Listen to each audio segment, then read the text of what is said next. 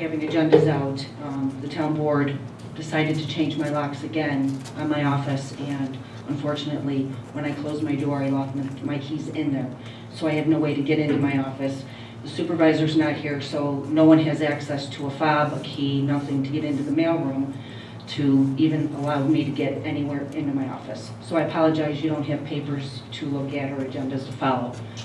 None of the gentlemen up here have access to any of the other doors. Second, today, so everybody is also aware, there are cameras throughout this building, which are great for security. My office has had a camera in my office that shines down on the counter. When that was installed, I had asked the cameraman who installed it to please block out the counter because I take in personal information, marriage licenses, driver's licenses, birth certificates, passports.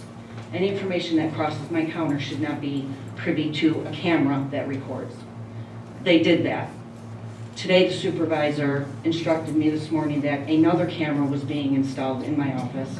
So now my entire office is on camera. The only office in the entire building that is on camera, my entire office. And they removed the privacy block from the counter. So anybody that comes in my office hunting, that people come in, they show me a driver's license for hunting, if they slide me their driver's license will now be recorded on camera. All of their personal information is now on camera. I asked those cameramen to please put that back because it is a privacy issue. They told me no. The supervisor instructed him to remove it. So I want the public to be aware that not only is my office the only office that for some reason they feel, and I shouldn't say all because I know there are a few that don't agree, but the majority here of this board feel that they need to see what goes on in my office at every minute of the day when all the rest of the offices have all of their own privacy. My office is a records office, but my office has the most cameras within it. So I'm just letting you all aware, please tell your family and your friends and your neighbors that nothing that they show me or come into my office for anymore is personal or private. And that's all I have tonight. Perfect.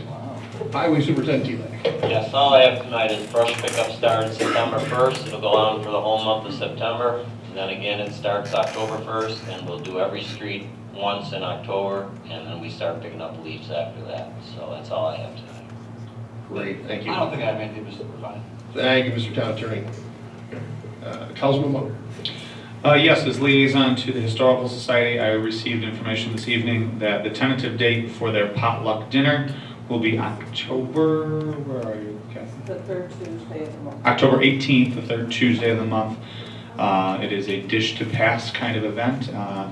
They have a tentative speaker, but his health is under question, so we are not going to officially say who is going to be giving the presentation that evening, but we will keep our fingers crossed that he makes a full recovery and is able to do so, and it should be a nice event. So if anybody has the 18th of the month open, I highly suggest coming down to the community room, as long as we get our application for use, and of course, for a potluck dinner for the Historical Society. And that is all I have, Acting Supervisor. Thank you, Councilman, and Councilman Kenning. Thank you, Mr. Supervisor. Just went up there, everybody. I had met with the senior groups, group, I should say. I'm trying to coordinate a meeting with the other group in regards to the senior transport for our community. I know that still is something that's been out there. It's actually been discussed for years, even before I came on as a councilman. We are working on it, or I should say I am working on that, working on the costs with everything that's going on, who would essentially be staffing that, who we would essentially have as drivers, would they be on call, would they be paid, of course the cost of fuel, of course the cost of the insurance. The insurance right now is actually surprisingly a little bit cheaper than I had anticipated. Big cost savings to our town would be if I can, again, I brought this up in another town board meeting, but again, I know there's some new people here tonight. Ford does offer a program where if we apply Ford Motor Corporation will give out up to 3 Ford Transit Connect vehicles at no charge to the municipality. That is essentially awarded those vehicles. All that they request is essentially that there is a badge or some kind of branding on the vehicle stating that it was donated by Ford. If you happen to be over in Hamburg and you see their senior transport vehicle, actually it's where I got the idea from, it just says Ford, this vehicle is donated by Ford Motor Corporation. So real small, real simple, but again, big cost savings to us as taxpayers. For the emergency squad, I attended an emergency squad meeting on August 24th to discuss mutual aid with Orchard Park. They're going to be tabling that information and discussing that at their next meeting.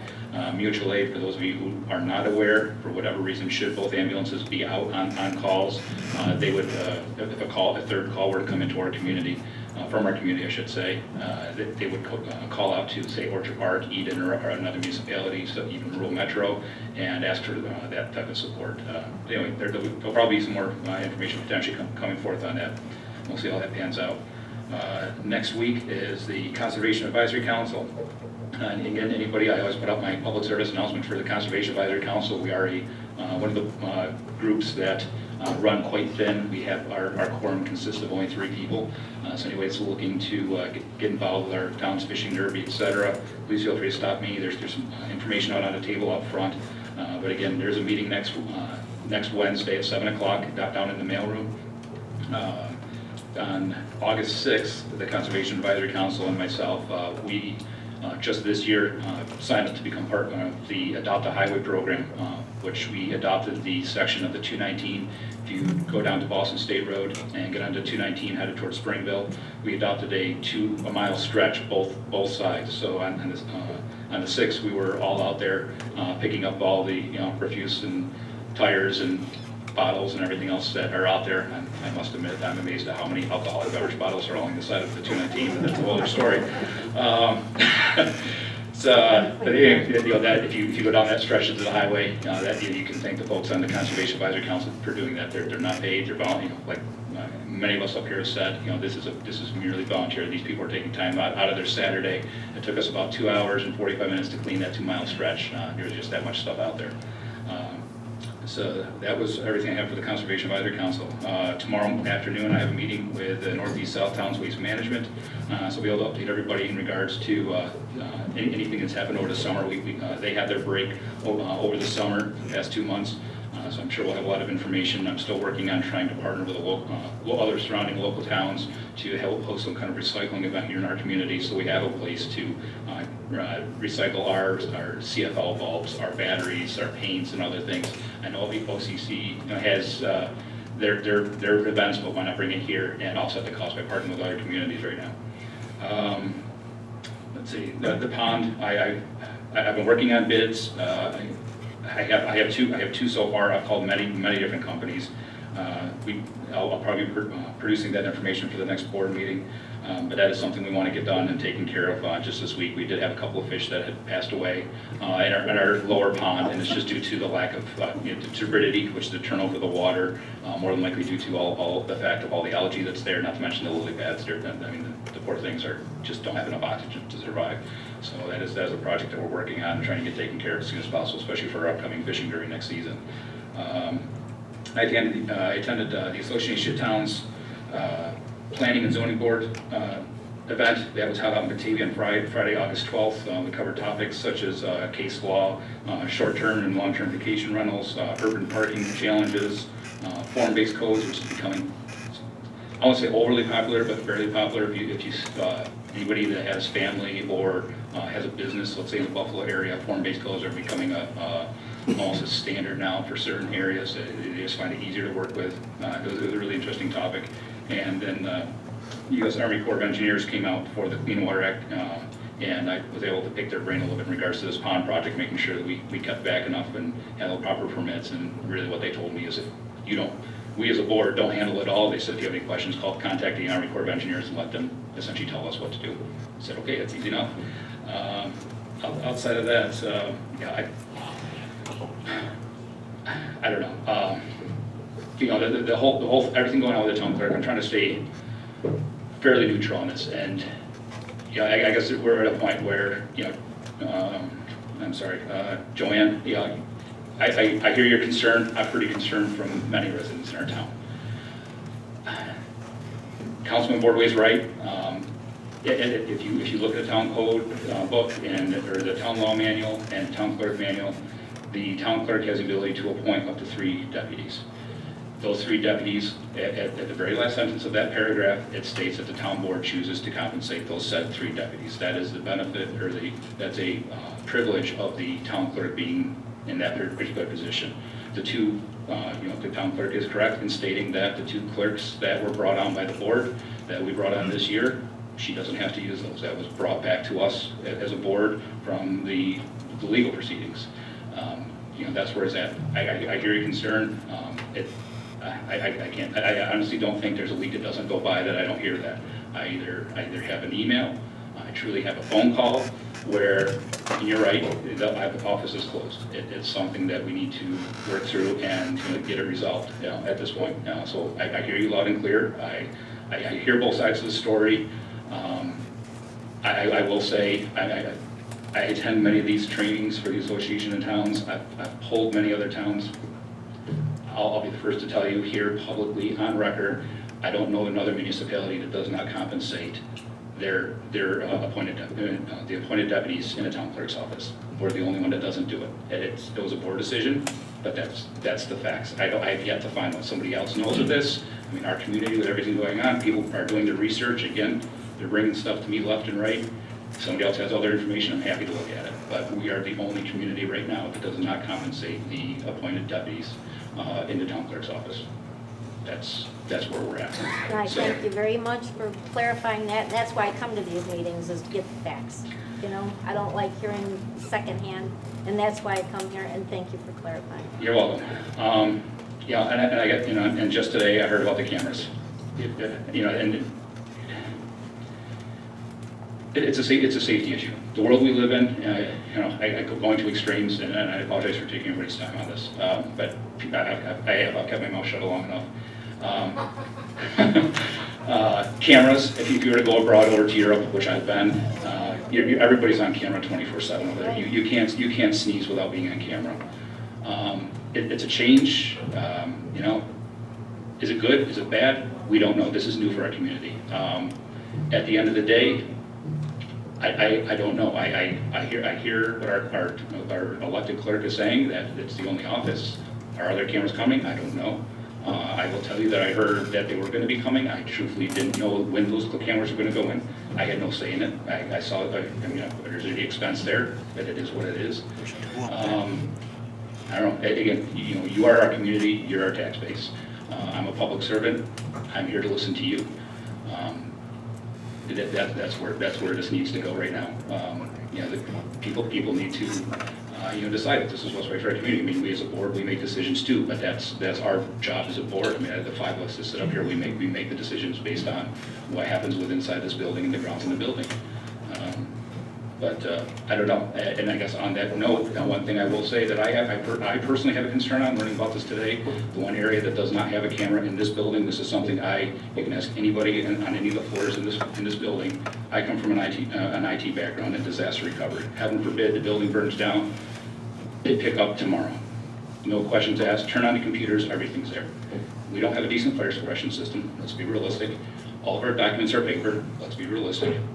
We have a vault downstairs, and there's currently a grant that was out there the county minor and others have worked on, and that's something that I'm not going to take anybody's thunder away, but that was worked on, and there's more information forthcoming. That's good news for our group, or our community. At the end of the day, I still have the concern of those records being protected. It's your information. It's not really my information, but it's all of your information. Everybody in this town. There's no cameras down in that room. Anytime that there's a boiler request, anytime that there's a phone request, anything, there are people going in and out of that room all the time. It's locked. I'll give it that, but there's no cameras down there. Maybe it's something we need to look at down there too. I don't know. But if we're going to put that much focus on a room up here, then I think that one hand washes the other, and a camera goes down there too. There's my 2 cents, and there's my opinion on it. Right, wrong, or indifferent, but at least you all know where I stand. But that is all I have tonight. But thank you all for your time coming out tonight. Thank you. Thank you, Council.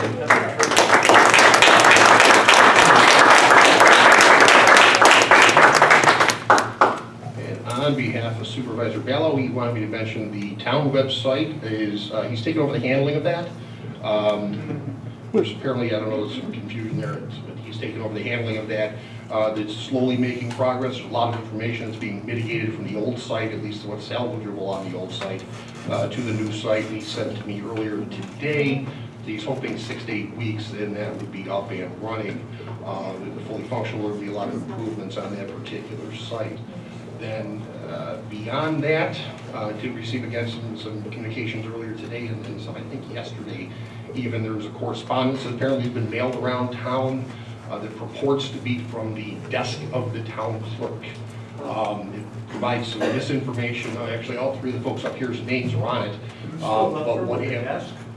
I'm sorry. You still left her with a desk? I still have You have left her with a desk? No, she's got a whole room and a vault, and the judge said she could do whatever she wants with the vault. But beyond that, please be assured, the town business runs as a town. We are prohibited from getting involved in any kind of political correspondence. Any communication that came that says from the desk of the town clerk did not come from the town of Boston. She can do whatever she wants at her own time, that's all fine and good. Read it carefully, the misinformation that's in there, again, we've clarified some of that this evening, so that's good. But in that regard, don't forget primary day is Tuesday. The voting places are open all day, that's Tuesday, September 13, 2016. There are some local offices on that particular ballot that day, so it's not your normal primary where sometimes there's just some Democratic races, sometimes there's just a Republican race, sometimes there's just strange things that people don't turn out for. This one has all kinds of good stuff on there. District Attorney's Office is one of them. That's important. These are the fellows that have to prosecute the crimes locally. So we want to make sure you show up for primary day this particular Tuesday coming out. Go to your normal polling place. And other than that, I have nothing else. Make a motion to adjourn. Second? Councilman Munger, Yes. Councilman Bordway, Yes. Councilman Keenan, Yes. carried.